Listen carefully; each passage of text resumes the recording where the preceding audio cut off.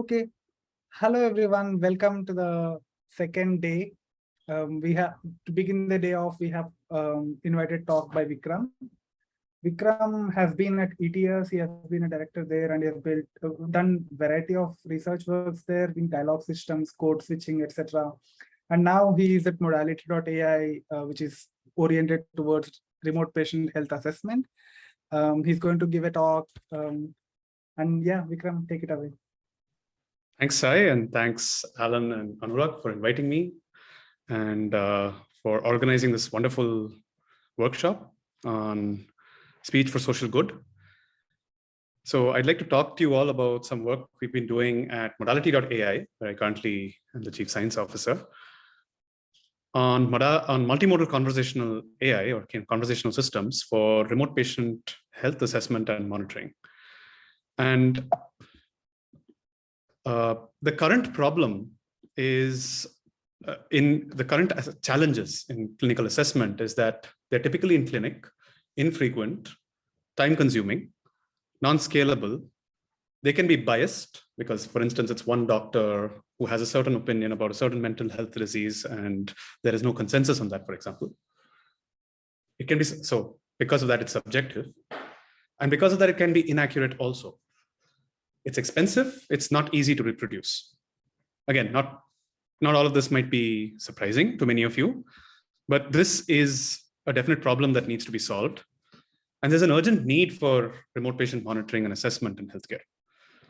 The COVID-19 pandemic underscored this in a very big way, especially when a lot of caregivers, a lot of doctors, a lot of professionals, neurologists, mental health specialists were completely swamped. And so a lot of research since then has gone into remote patient monitoring. And we've seen there are several studies which show that it leads to earlier diagnoses or earlier assessments of these catching of these conditions, as well as cost savings. So no surprise to this crowd. That's why you're all here in many ways. Speech and human-centric signals coupled with very smart AI and machine learning can help solve this problem. And there is a universe and an ecosystem of digital health applications, out of which speech in particular is impacted in disease ranging from a simple cold, as in the case of COVID-19. You can see even in the past interspeech, how many papers there were, how many challenges there have been in the last two interspeeches about COVID-19 and distinguishing COVID-19 from healthy controls.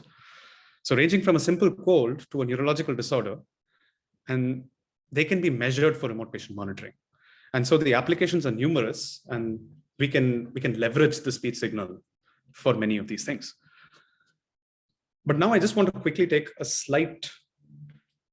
very slight detour and talk about operationalization in the real world, because this is something I'll try to keep coming back throughout my talk. There is a certain gulf between the research we do in academia and its real world deployment in clinical settings. And this is one of the big challenges that I'll keep coming back to, that is facing our field, that is facing, in general, the academic society in terms of adoption or adoption of various technologies. So there are various steps, for instance, that the Digital Medicine Society or the DIME Society has come up with in terms of a playbook. I'd encourage you to go and look up this playbook. It's really nice. In terms of deploying digital clinical measures that actually matter to patients. So it's not just useful to write papers, for example. So first of all, what do we want to measure and why? That's the measure piece of it. And the key piece over here is that it should determine a meaningful aspect of health. So it requires identifying of a concept of interest, like, okay, what exactly am I trying to target with respect to a certain disease? And for that, you have to define a digital measure or an outcome. And then we come to the technologies, which is what are the right tools to do the job. This is where we put on our AI and machine learning hats and kind of try to solve the problem. But often, the second thing tends to come in place of the first thing, oftentimes for us.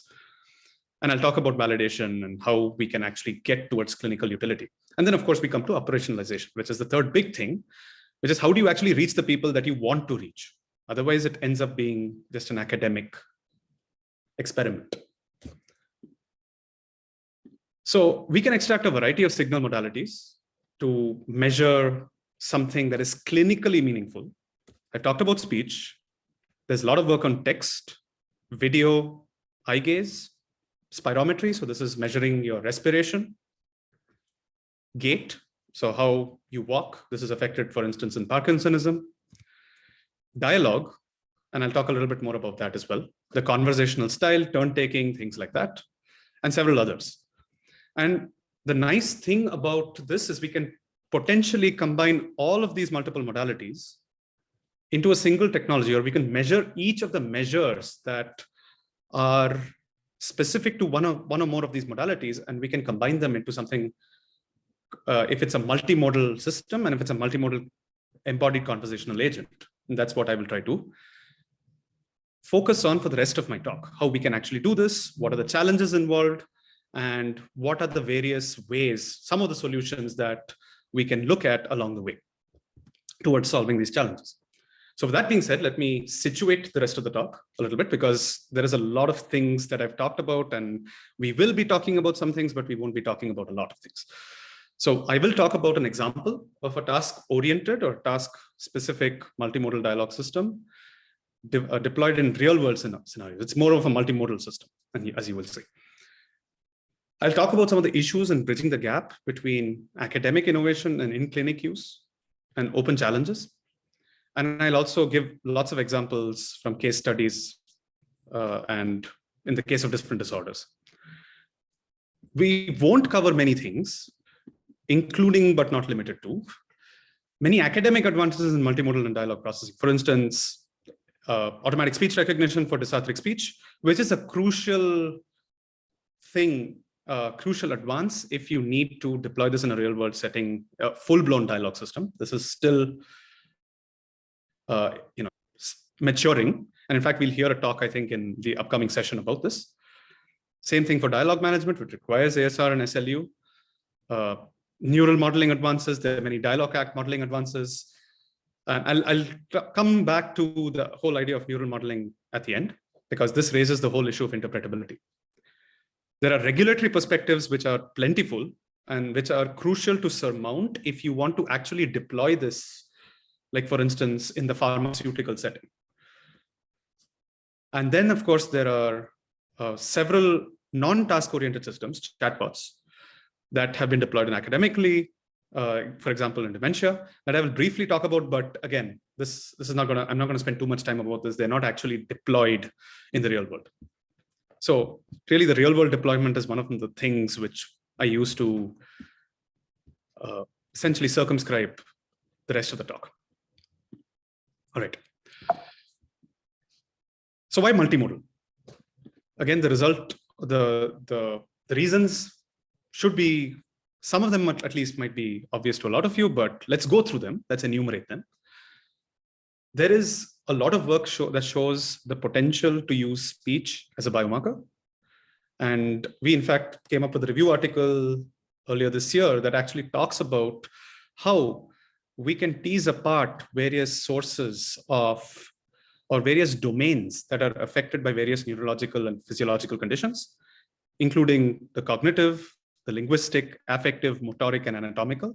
And you can look at specific features that are specifically, that give you windows into each of these domains that are affected. And so that leads to a greater degree of interpretability, connection with theories of speech language pathology, as well as speech neuroscience. So that's really nice. And in fact, the speech community at large is also coming up with multiple studies. And this is just a beautiful review paper by Milling et al. In the Frontiers in Digital Health earlier this year, with a very provocative title, which is, of course, like I said, provocative. So you can debate whether it's really that good, but nonetheless, it speaks to the rising potential of speech as a means to look at or distinguish between or be useful for the assessment of various diseases, whether it be Alzheimer's disease or bipolar disorder or bronchial asthma or Parkinson's disease or other developmental disorders. So there's a lot of potential. Different features are particularly useful, some of them interpretable, some of them not so interpretable. So, and we'll come to that a little later. But some of them in particular, when we talk about spectral features or timing related features or voice source related features are interpretable and can be used in the clinical context, as I will talk about. The same thing for text, the analysis of natural language. Again, some very nice reviews that I'd encourage you all to look up. Zhang et al. In NPJ Digital Medicine actually produces this very nice Sankey diagram, which is this diagram on the right, that talks about the various methods, the various mental illnesses, the various languages that people have analyzed the text in, as well as the text sources. And just a very nice high, eagle's eye view of what the field is moving towards in terms of just text. And on the left, you can see some of the specific features that are, again, that lend a little bit more interpretability in terms of syntactic features that are affected or morphosyntactic with respect to different pathologies. And again, this is not telling you what is affected with what pathology. It's just that these are some of the targeted tasks, like a picture description task or a story narration task or an interview task, that particularly allow us to tease apart certain linguistic features in various conditions. And of course, differs from the features that you observe in dementia, is different from those you observe in Parkinson's disease and so on. Continuing on this theme of improved interpretability, and notice that I don't say clinical interpretability, I say interpretability to us as speech scientists. And there's still this gap that you need to kind of say, you need to go that extra step to prove clinical interpretability. But having said that, video adds versatility. You can capture motoric aspects of finger production, like finger tapping, fine motor movements, gross motor movements, gait. You can also look at eye gaze, which is useful in understanding disorders of neurocognition. And it allows the capture of affect and emotion. And there's a lot of work in Parkinson's disease and autism, some of our own work, autism, schizophrenia, that kind of shows that disordered affect is one of the key things that video allows you to capture. And that is, in fact, almost complementary to what speech allows you to capture. So it's very nice. Let's move on to dialogue, because dialogue also allows us to measure interaction deficits that are particularly affected in disorders such as bipolar disorder, or autism, or clinical depression, or schizophrenia. And here's an example from a case of bipolar disorder where the authors found several dialogue-specific turns in terms of how much floor control you hold, or what's the timing offset, what's the switch offset between the interlocutor speech and your speech. A lot of duration-related features that have a lot of implications for the assessment, and also in terms of early monitoring, for example, in some of these conditions. So what this has the potential to do is move towards improved clinical interpretability, where towards a more holistic picture of the health state. I won't say we're completely there yet, but we are getting to we're poised to actually reach that kind of position, where we can give clinicians and caregivers more information for both visual inspection, that is through careful cataloging and presentation of these various analytics, but then also post hoc analysis for diagnosis and treatment intervention. Let's come to the second reason. So that's one big reason in terms of interpretability that we want to use multimodal or multiple modalities. Another one is a more straightforward one, performance. This is not necessarily very surprising. Using multiple modalities tend to be complementary and also tend to improve assessment in many cases. Here's an example from our work on schizophrenia categorization that we're going to talk about at ICMI later this year, where we see that each modality performs pretty well: speech metrics, facial metrics, text metrics, but overall combination of these metrics allows you to get that higher sensitivity for the same specificity, for example. And I'll talk about sensitivity, specificity a little later in the talk, because this is a fine distinction that we often tend to skim over sometimes in the speech community. Moving on, yet another reason why we should move towards multimodal is technology robustness, because modalities, as I mentioned, tend to capture complementary information. And a classic example is the case of multimodal voice activity detection, something which is crucial for dialogue systems. especially when you're talking about dysarthric speech, for example, where it's very unlike the speech that you would typically observe, for example, in healthy controls. And so there are multiple papers on this that allow us to do multimodal VAD, not necessarily, of course, in the dysarthric speech setting. I'll talk about something which we have done also a little later, but nonetheless, we can capture this complementary information. And knowing what they said, along with how they said it, allows us to potentially engage in better dialogue management to emotional state. Now, again, this is not something that a lot of people have done for the health setting. This is actually more in the educational setting, some work that we did earlier. That's also published, that shows that using the information from the video or audio to predict engagement allows you to do better dialogue management, and consequently improves user experience as measured through objective ratings or subjective ratings. Objective being, for instance, they speak more. Subjective, in the sense, their user rating on a Likert scale is much higher there of user experience.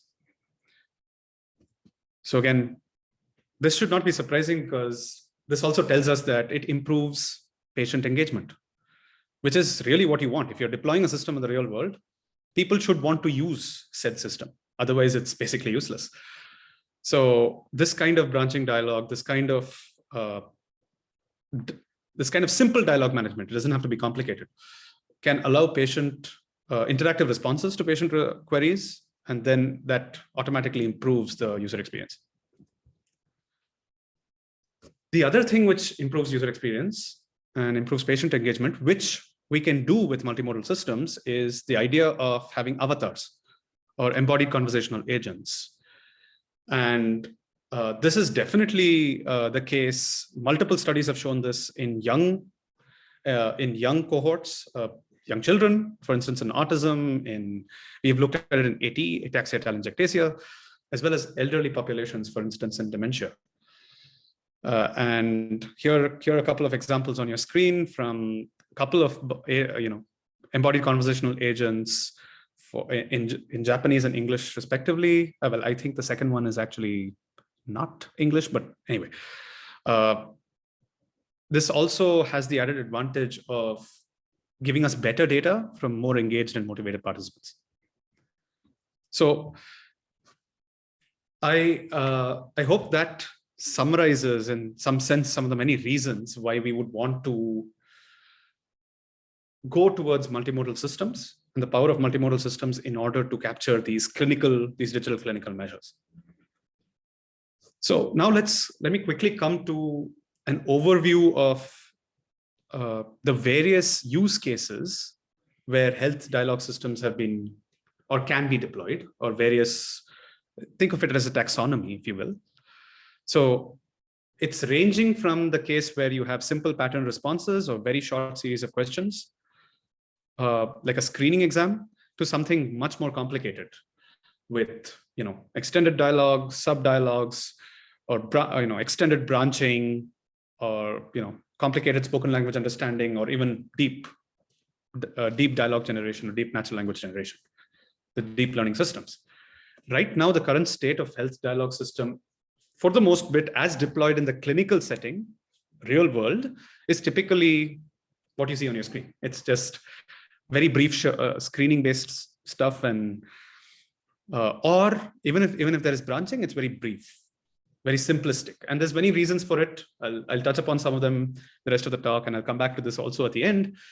But for instance, it also has to do with interpretability. It has to do with, for instance, simplicity, ease of operation. You have to run this in real time. It has to work with disordered speech, which means atypical speech. You cannot work with, for instance, library speech models and things like that.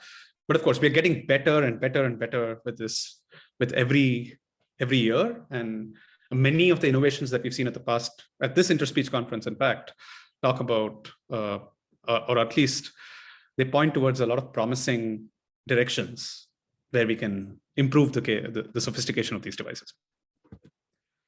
So let me move to an example of our own assessment platform.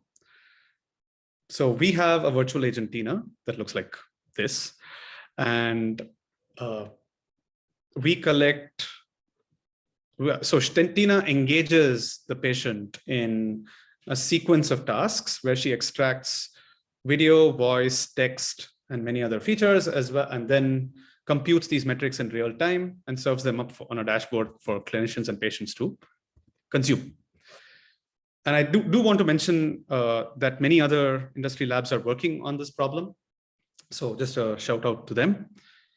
We are involving video and dialogue as well. Very simplistic dialogue, as you will see. It's not nearly as complex as we would like it to be. But nonetheless, there are multiple reasons for that, which I will come to right at the end. So it starts with providing patients and clinicians with secure web link. They're asked to sign a consent form, set up their microphone and webcam, because of course we're collecting speech and video. And this is cloud-based, so anyone can do this anywhere, anytime. It happens in real time. That's one of the requirements for deploying these systems in the real world. They, of course, interact with Tina, like I said.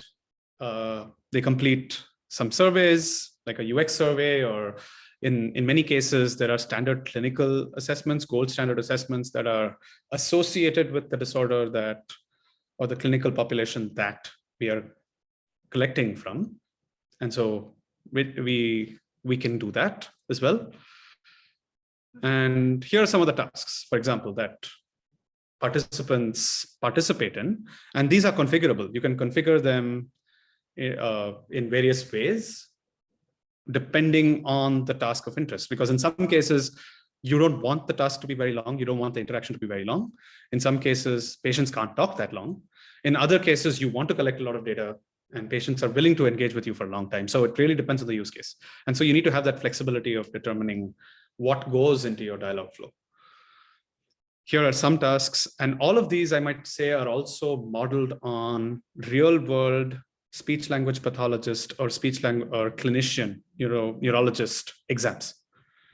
So again, to try to keep this as real world clinically relevant as possible. And you'll also see, for instance, a cognitive battery, finger tapping, there are multiple tasks you can do. And the picture on the right shows an example of someone finger tapping, for example. We can extract a variety of measures. Many of these, again, not surprising to this crowd. From multiple domains. Again, the key thing over here, as you will see, is kind of interpretability. We have to try to tie this back to a speech subsystem of interest, how this might actually be affected in a disorder, and so on. So one thing you will not see, for instance, is many deep learning features over here. Although, of course, there are multiple advances in deep learning, interpretability is a big concern for actual real world deployment. But coming back to some of the features over here, right now that we can readily extract, which are very easy, energy related features, timing related features, voice quality, voice source related features, movement or articulation related features, ocular features, so eye gaze and things like that as well. And of course, movement.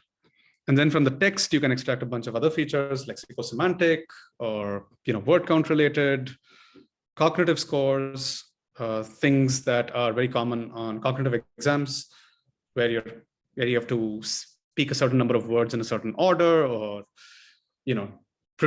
follow certain instructions in terms of ordered repetition. So there are multiple tasks that you can use. So this is just an example of some of the metrics that we extract. And of course, then you can, we also have a dashboard that you can use to visualize this. The reason I put this up there is many of these are important if you want to deploy in the real world. You have to kind of allow people to see these in real time.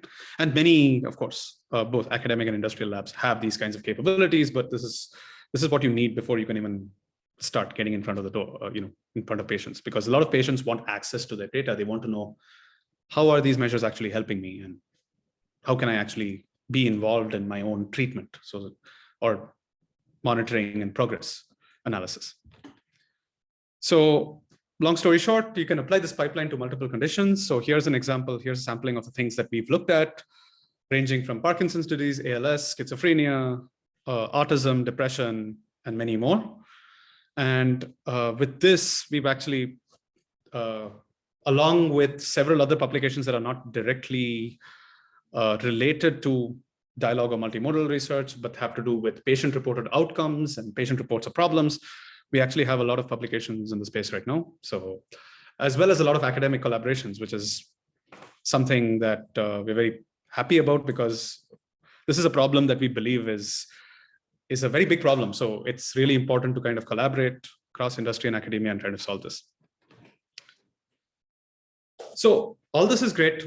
Let's say we've deployed a system, but we still need to evaluate it. And this is something we in the speech community know how to do very well, at least from a technology standpoint. How well does the technology work? There's several other questions related to how the measures work and how clinically relevant things are. But for instance, there are a variety of user studies, mean opinion score, other kinds of things that we can do. We can crowdsource usability likings.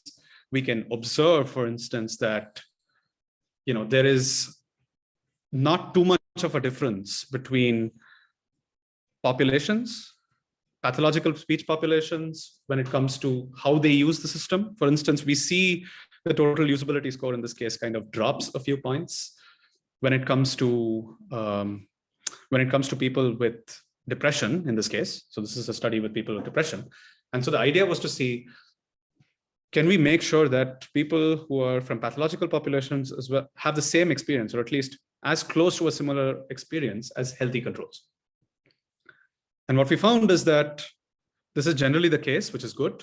We found a reasonable, so we didn't find differences or statistically significant differences across race in the small study. Again, admittedly, there are issues, of course, that we have to continue to do this, because as we know, equity is a big issue in speech processing.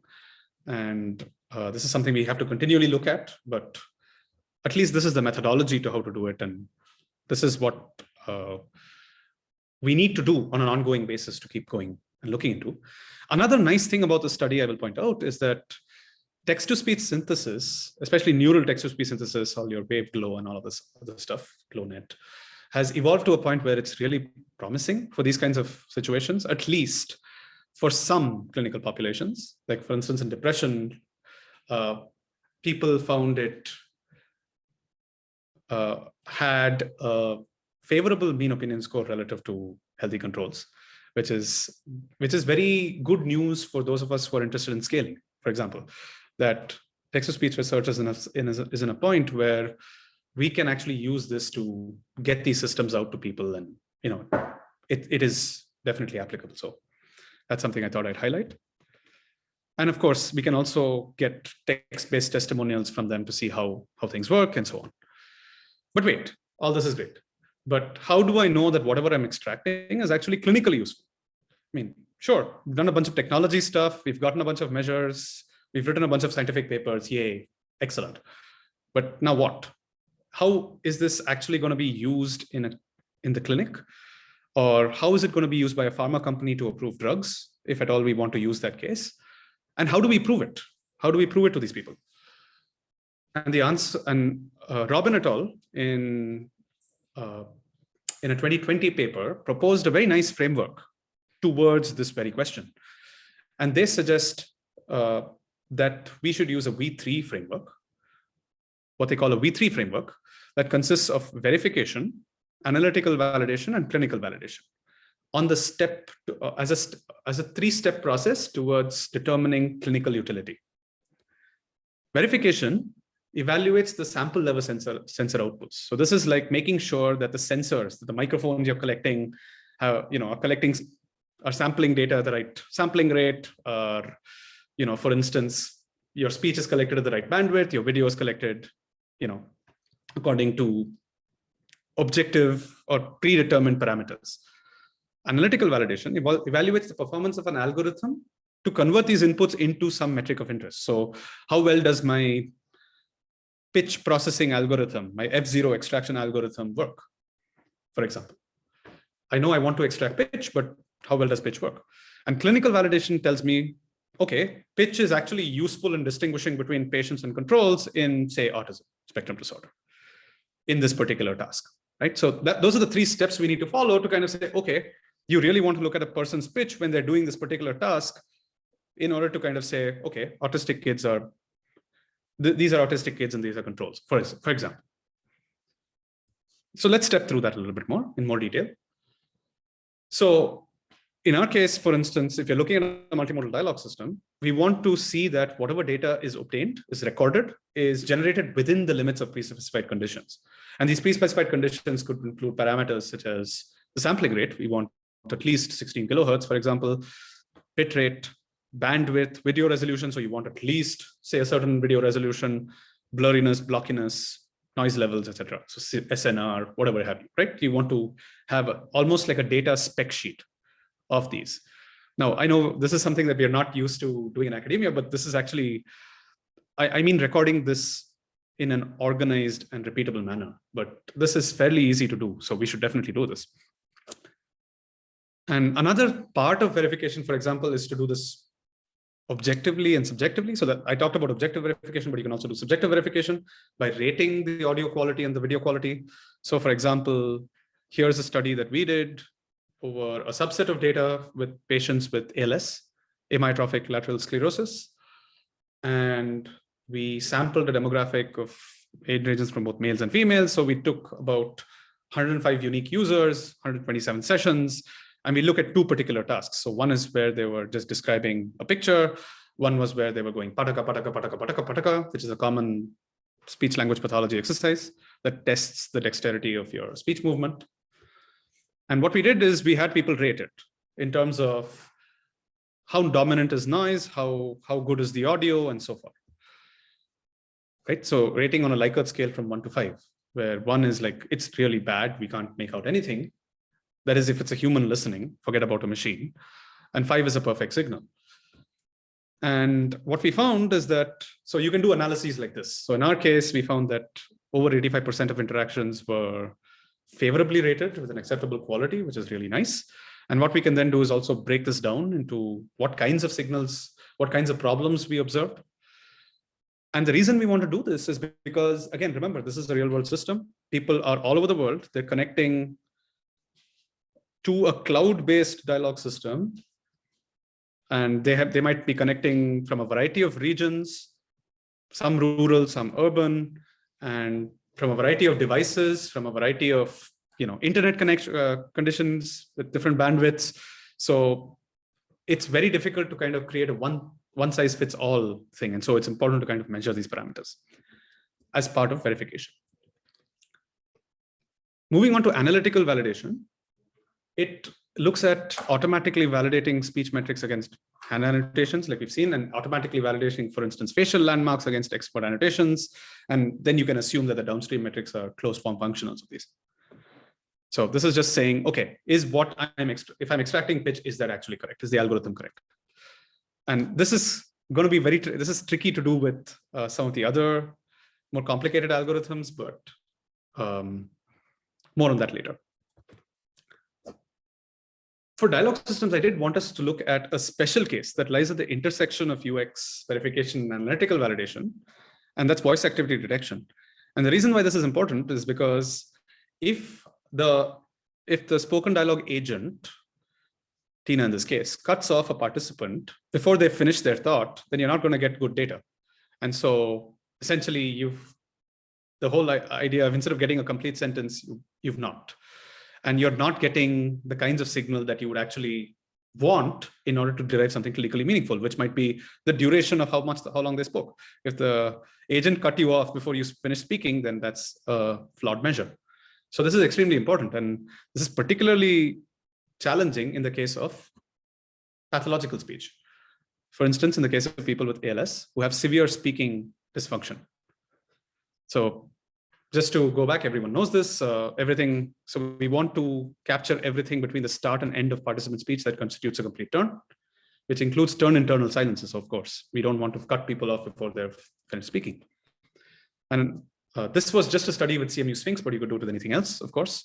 So this was one of the reasons we chose this. It's just its simplicity, as well as in terms of being able to interpret different parameters, which is also crucial as we try to tie things in analytical validation to clinical validation or clinical validity, because duration features are extremely important. And so we particularly looked at start speech and end speech, end silence, which is the time in milliseconds required to trigger the start of an event, of a speech event, or the end of a speech turn. And what we found, and just a quick note before I move on, of course, there are much better VADs now, especially a lot of people have shown this, and so you could actually improve on these results. But from an interpretable perspective, we wanted to see how these timing events are observed or how we can control them. So you can use, again, this is not news to people who are in the VAD space or in speech activity detection, but you can use the NIST or a modified version thereof of the NIST detection cost function in order to measure how well your system is doing in terms of this VAD performance, which just combines the number of interrupted turns by the number of total turns in terms of the total number of false negatives and false positives. So I'm not going to go, I'm racing through this because I want to be mindful of time, but I'm happy to take questions of this later.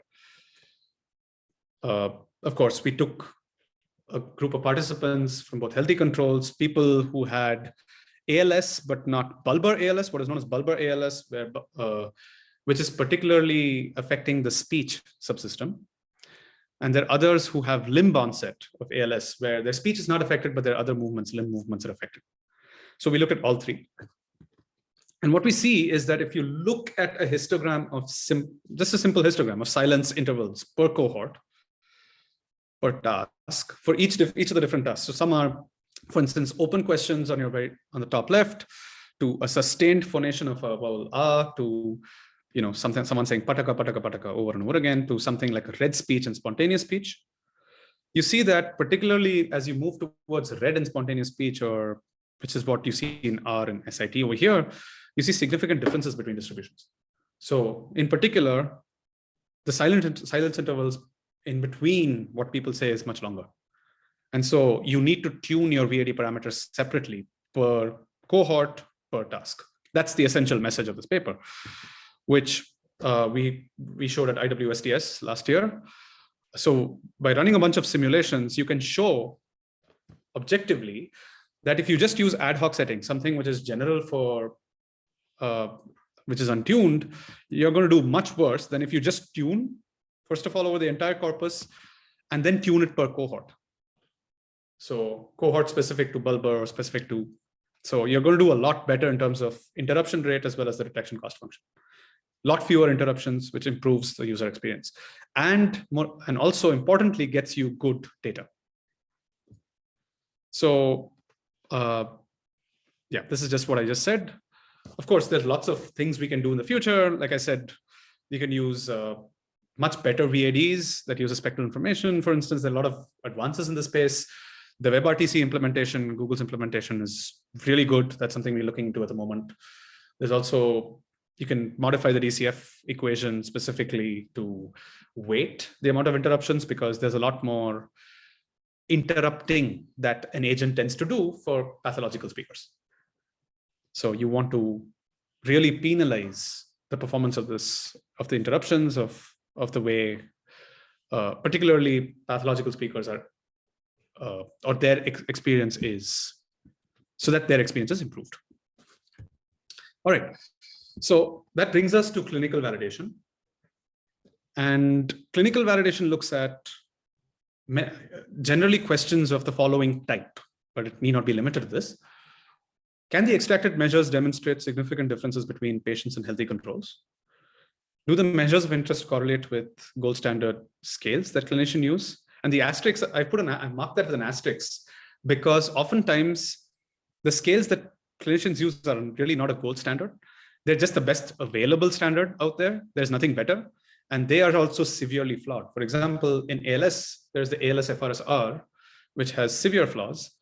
And there's several other flaws in other scales like depression, which has the PHQ-9. I mean, these are simplistic scales, they're validated, but there's several things that they do not measure, or they do not, several of these scales aren't fine-grained enough to measure things.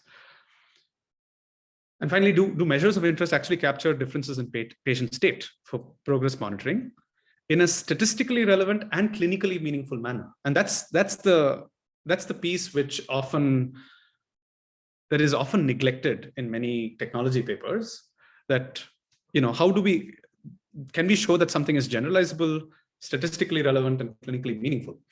And oftentimes the answer is no, it's very hard. But the key applications of at least early diagnosis and progress monitoring require this in a very crucial way, that we need to be able to say something about this. So let me bring up a quick example from ALS. So not just us, this is an example from us in last interspeech, but there's several papers that have shown that speech and facial metrics distinguish between different ALS cohorts. So that's bulbar pre-symptomatic or bulbar symptomatic, so limb onset or bulbar onset, as well as healthy controls. And you can actually pick out specific features that have specific or shown specific differences between cohorts. And what's really nice is that you can actually show that at least some of these measures, for instance, your speech timing measures, they show treatment effects in an ALS clinical intervention trial. So this is work by Jordan Green and his colleagues, where they showed that the effects of a certain drug called Nudexta, which consists of dextromethorphan and quinidine, were detected in the intervention group as opposed to the control group. So people who took the drug had certain decrease, or they had their timing related measures in particular affected. They had it reduced as compared to folks who had the placebo. So this is in a way the gold standard, right, for clinical validity. Can you actually show that in a drug trial, this is something which shows clear effects? And this is something which pharmaceutical companies and drug companies are particularly interested in. So like I said, they distinguish between bulbar pre-symptomatic, bulbar symptomatic, and you can look at and this is particularly important for progress monitoring, right? So typically the way ALS works is that it progresses from people who had just loss of their motor function, their limbs, to bulbar loss, to loss of bulbar function, which is the loss of speech. So you want to catch the degradation of speech before it even happens. So can we actually do that? And it turns out that yes, you can. The early diagnosis problem, that is detecting people with, going to have limb onset before they even have it, that's a much harder one. And you can analytically validate these measures again. You can, for instance, compute the differences or the median differences, in this case, median absolute error between hand measured durations as well as machine measured durations. And that's how you can kind of say that, okay, these are within limits and these are analytically valid. And you can do this for a variety of measures. Of course, this is much harder for certain measures like MFCCs, and even harder for things like DNNs and things like that. But that's something I'll come to right at the end, where I'm talking about some of the open challenges.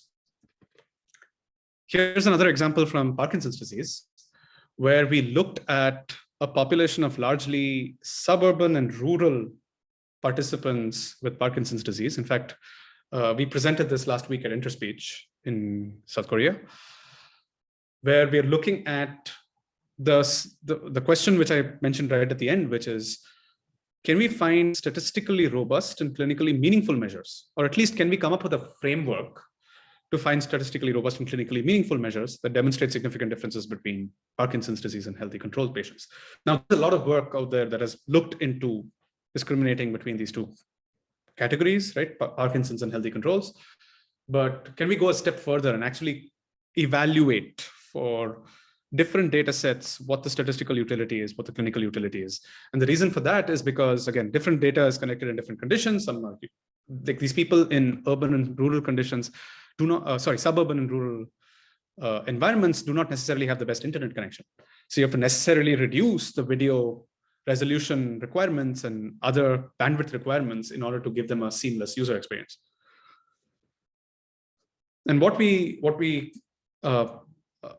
adopted is essentially this framework that has been proposed by other colleagues in the larger health community, this concept of minimum detectable change, which looks at how much is my pitch measurement affected by noise error, by random noise. Is it noise or is it actually a signal? So if my pitch changes from 150 to 155 hertz, is that 5 hertz change signal or noise? That's what this is trying to answer. And this is, of course, a function of sample size. So the more data you have, it's going to do way better. You're going to get a much better estimate of what it is.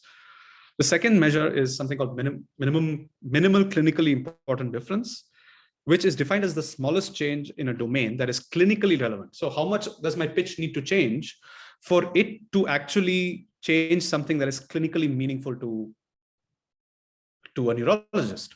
Say it has changed X number of points on the UPDRS scale, which is the Unified Parkinson's Disease Rating Scale.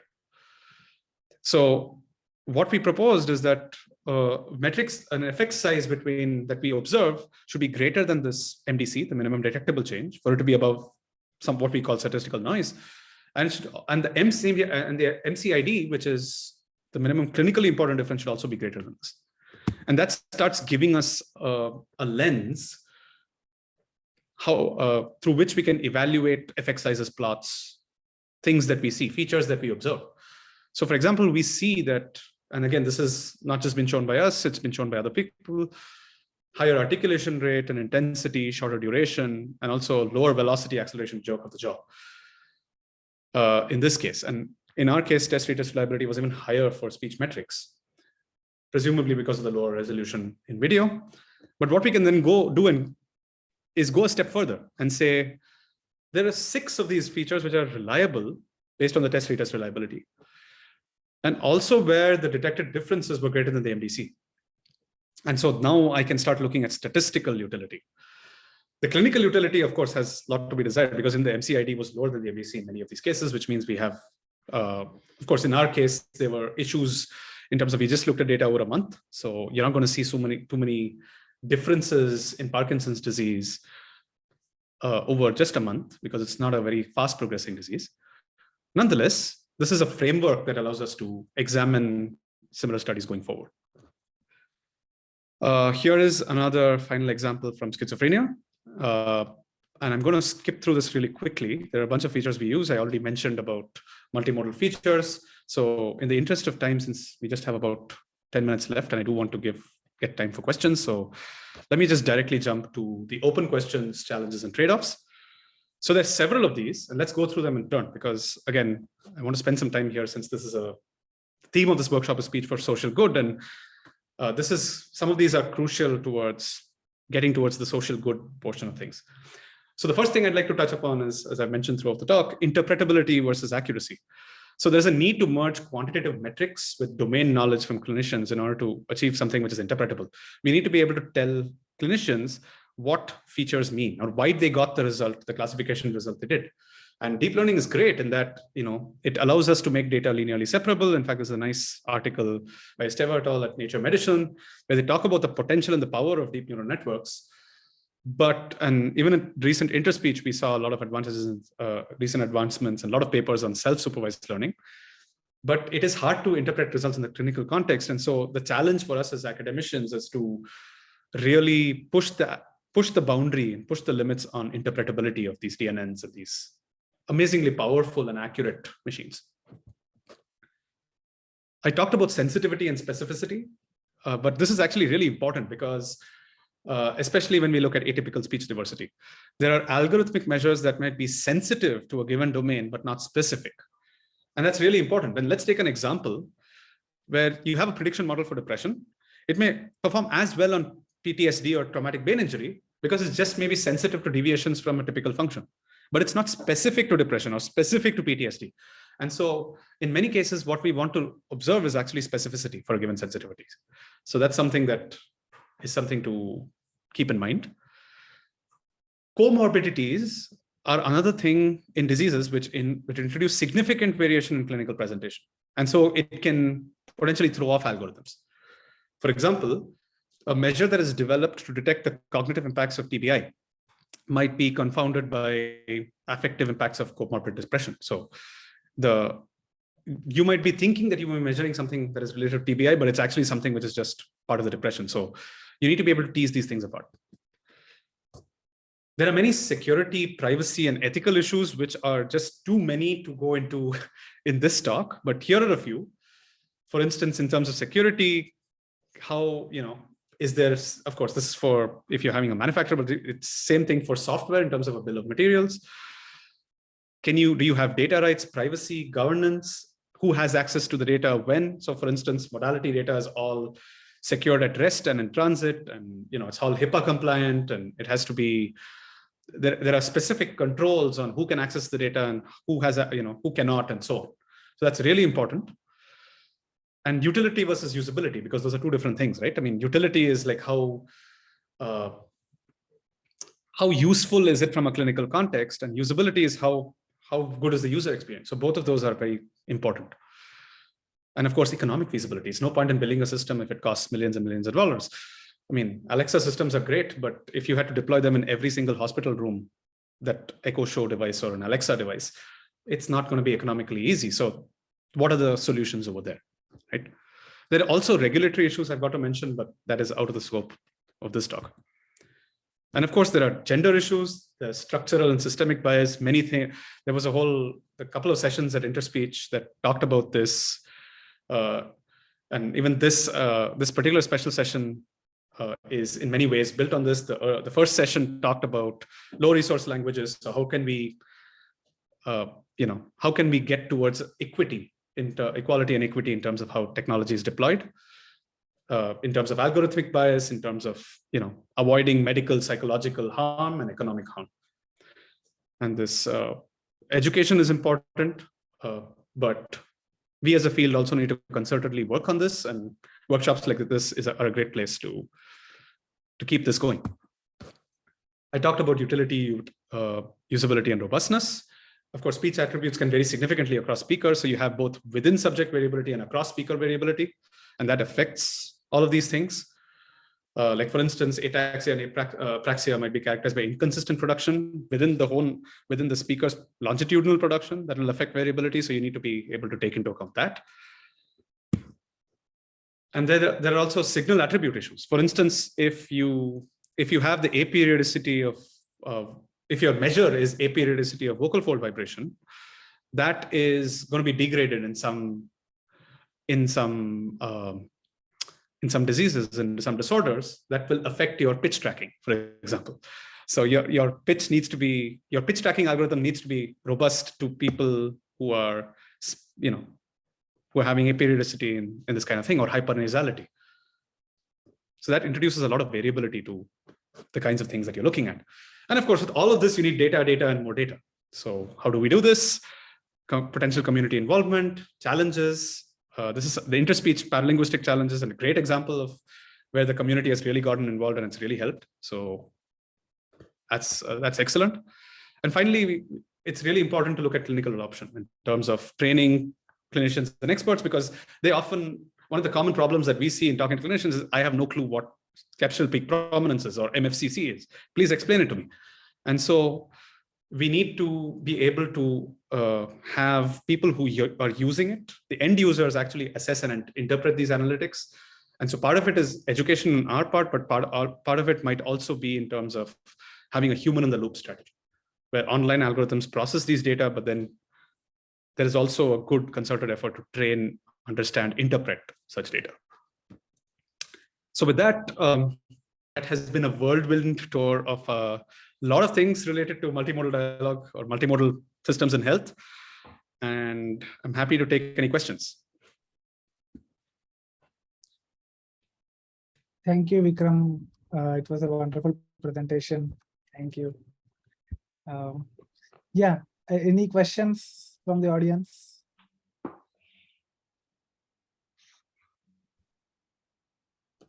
Yeah, Jimmy, go ahead. Hi, Vikram. We met last Interspeech as well. Good to see you. I guess I've definitely worked with a lot of like hypernasality and other speech for atypical disordered speech, and I guess I was wondering if you could utilize any of like the higher level features, not necessarily signal levels, pitch tracking, or things from OpenSmile, but rather utilizing like an ASR system and then noticing certain phonemic changes that might come from these etiologies, and if that would be a useful metric or signal for you in this clinical setting. Definitely. So I agree with you till the last two words that you said, right? In the clinical setting, it's tricky because I think it's super, and this is something we've looked at. I know you worked on this, and this is actually part of even some of the challenges for ASR for discharge speech, right? Which is something you work on. It's going to be very so in explaining some of ASR related features or features that specifically relate to nasality. I think the leap is right at the end. I think they're really useful, but we'd have to kind of say that, okay, I can consistently show that this feature is robust, it is clinically meaningful, and this is what it means, right? And I'm not saying that's what we need to do. So I'm not saying it's not possible.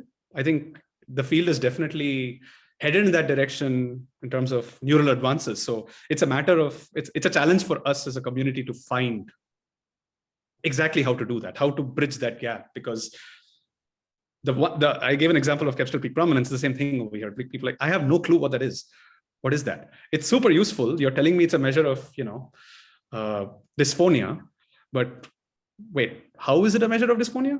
And then you got to tell them, no, it's actually capturing spectral peaks and it's looking at relative distances. And they're like, wait, I lost you at spectral peaks. So you see the problem. It's like, even those features, the moment you get to some kind of, even a little bit of complexity, there is a translational challenge over here. Of course, I will say that I'm talking about this in the clinical healthcare context. There is, of course, the pharmaceutical context where you can kind of say, okay, I consistently show that this algorithm kind of does a good job. And as long as I'm showing that with a sufficient degree of accuracy to the FDA, they'll be like, okay, good, regulated, you can use this in the drugs, right? So it depends on the use case you're talking about. But yeah, I was specifically referring to the healthcare case, but there are others, sure. Awesome, thank you. Thank you. Any other questions? I have a question. Thank you for an interesting, comprehensive talk over lots of different aspects. My question is about the clinicians themselves. Do they view this as helpful? Do they see the potential, or do they see this as stealing their jobs, or do they see this as just nonsense coming from the technology viewpoint? They see this as very useful, and in fact, not stealing their jobs at all, because in fact, it's quite the opposite. It's making their jobs a little easier. And I'll go back to COVID, but there's several, for instance, clinical partners we're working on right now, where a lot of the deployment is used as screening. It's a first step screening that allows people to be triaged, if you will, before they're directed to an appropriate physician or a neurologist or psychiatrist or whatever it might be. Because, well, there is a lot to be said about the US healthcare system and many healthcare systems around the world. But without getting into that, there are a lot of inefficiencies in the system, which make a lot of demands on neurologists or specialist time. And because of which they spend a lot of time filling out electronic health records. And so there are a whole bunch of startups and research on medical transcriptions that you might know of, and several other things. But similar to that, there is also a lot of potential for screening and human in the loop kind of, or machine in the loop, if you will, applications where these machines help for regular assessment. So for instance, in ALS, the typical neurologist will see a patient every 3 months. That's typically the way it is, at least, or rather at most 3 months. It has to be 3 months, and you're not going to see a person before 3 months. Here, with this kind of an intervention, well, it need not be an intervention, this kind of monitoring technology, you can be much more frequent. And your clinician or your neurologist gets regular access to what's going on, and everything is on a need basis. And that way, they're able to see a lot more patients at once. It's much more scalable. People who are in rural areas who have ambulation problems, like several people with ALS are not ambulatory. This helps them in that sense. So there is a substantial segment of the population that this really helps. And so in general, we've received positive responses or positive kind of, yes, we totally want to use this from clinicians. There are, of course, several challenges towards adoption of these systems. Like I said, voice activity detection, recognition. A lot of people are working on these problems where people say, okay, it didn't recognize me as clearly as I wanted, or there's a lot of noise over here, it needs to be a little bit more noise robust. So those are challenges, of course, we have to solve, but in general, people are bullish about the technology based on what we see. Good. Yeah, great question. Thanks, Alan. We have around 8 minutes before we get started with the workshop papers. We currently have a session for break. We can hang out here. You can still keep asking questions. So yeah, if there are any other questions, please go ahead. Hi, thank you for the excellent talk. So I would like to know, based on your experience, the effect of demographics, especially to deal with mental health. So some of these you highlighted many times, clinically interpretability. So some of the features varies based on the demographics. Presently, I live in Finland. I can see clearly these mental health issues, like databases that we get from outside are much different from what we have direct experience with people here. So I would like to hear, like, what are your experiences when you build some of these things? Because I think at least whatever I have seen, some of the slides that you explained, so those are very more universal or somewhat generic. Do you deal with them? Yeah. So good question. I don't know if I can give a good answer to it, but here goes. So yes, we have observed a lot of heterogeneity in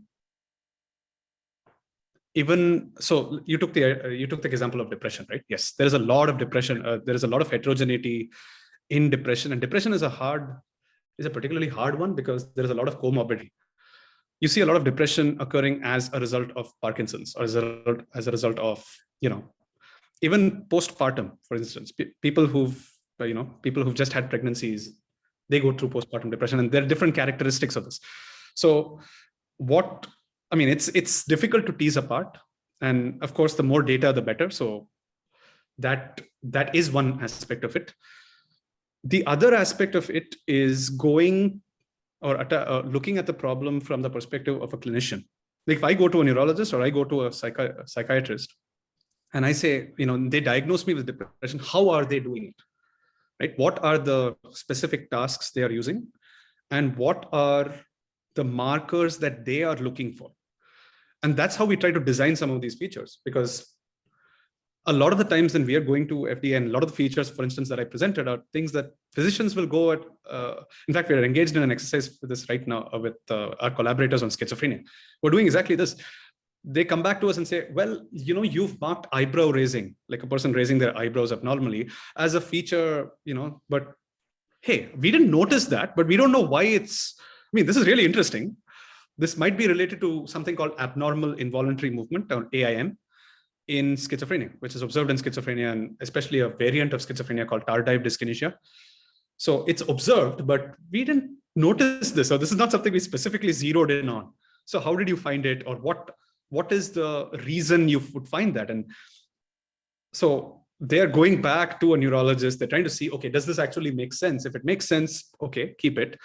Otherwise, you'd have to subject it to some of that clinical and the clinical robustness or the statistical robustness analysis, because, well, that is a data set of, say, 100 speakers. And now you might be looking at something which is, well, all of the, that's specific to some of those 100 speakers, but not generalizable, right? So those are, so I guess that is a sort of answer to you, which is kind of saying, look at what clinicians look for and then try to bootstrap lots of data there. Of course, the other thing might be multitask learning, but again, this is a very hard problem. When you look at the substantial variability that you observe across demographic, age, pathology, even within pathology, it's like, if I have a group of Parkinson's speakers, it's very different. So very hard to generalize. Autism spectrum disorder, that's like a something with lots of variability. Sorry, I don't know if I answered your question, but. Yeah, I can see that it depends. Yeah.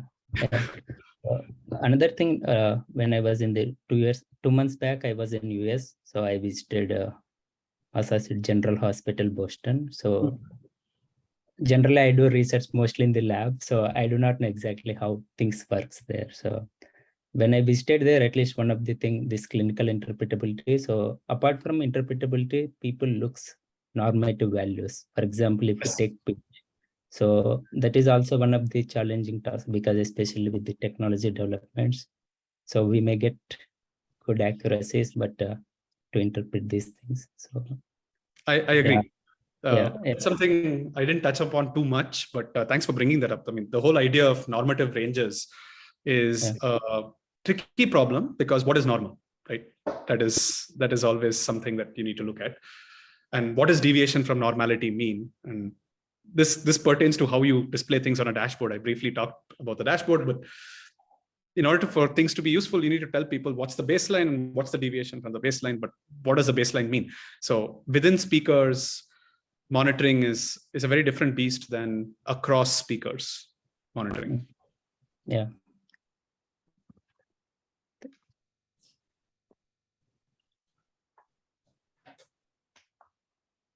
So, Vikram, I have a question. The current interpretability or explainability approaches you have, you mentioned in the talk, are mostly traditional feature-based. Correct. If I use that word. If we want to upgrade them to, let's say, I don't know if upgrade is the right word, but if we want to migrate to a neural-based approach. In terms of deep nets, it's definitely an upgrade. I mean, we know this, right? Yeah. So when we go for multimodality, right, the problem you mentioned about comorbidity comes even there, because even with one modality, we are not sure about, what the interpretability technique is telling us. And now when we go to multiple modalities, we have. So any comments on that? Yes. So one of the things we've, so couple of comments on that.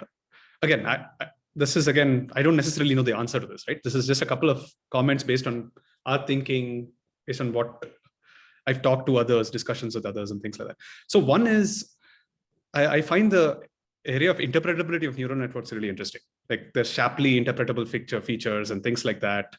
A bunch of nice work on, of course, visualizations in TensorFlow. Google has been working on a bunch of nice, visualizations. I showed an example of that in the talk. Chris Ola has some nice representations. So there are multiple sources. The field is moving towards these ways of tearing apart deep DNNs and making them less of a black box. So that's I think, an interesting direction. The other interesting direction is in terms of, so tearing apart the modalities that you mentioned. So one of the things we've been looking at is, there are ways you can isolate modalities and look at them individually. Like, for instance, there are several tasks which are silent tasks. Like if I'm doing a finger tapping task, how is the fidelity of my visual sensor? Can it capture the speed of my finger tapping well enough at the given frame rate, say 15 frames per second or whatever, right? That's one. Or it could also be like a cognitive task, where one of the cognitive tasks in the MOOC and all that is just, touch your nose, then touch your chin, and then touch your face or whatever, touch your eye, right? So how are you actually doing that recognition? And so it doesn't involve multiple modalities, or something that just involves, say, speech, like a sustained or something, doesn't involve any facial. You don't have to look at facial variation too much. So there are things that you can look at modalities independent of each other, but the question still remains. That's only part of the answer. It doesn't fully answer your question. That is, how do you know what is spurious and what is not? We don't. You have to look at, I think, a battery of measures. That's what I was suggesting. Like, of course, test-free test reliability, generalizability, there are a bunch of others, MDC, MCID, but then there may be others, like how much collinearity do you observe between different features? So the multi-collinearity index and things like that.